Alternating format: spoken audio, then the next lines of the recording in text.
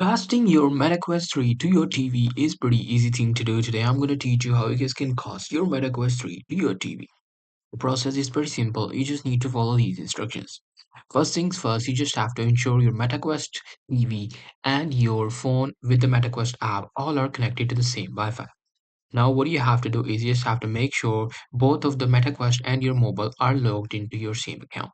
Now, after ensuring these things, what you have to do is you just have to put on your Quest headset and then select camera from the bottom menu bar.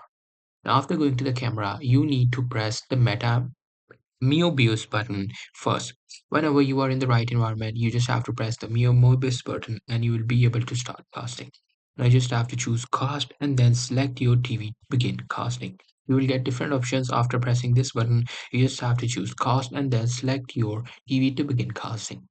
So, however, I'm going to tell you how to stop this as well. To stop casting, you just have to return to camera, go to cast, and then select stop casting.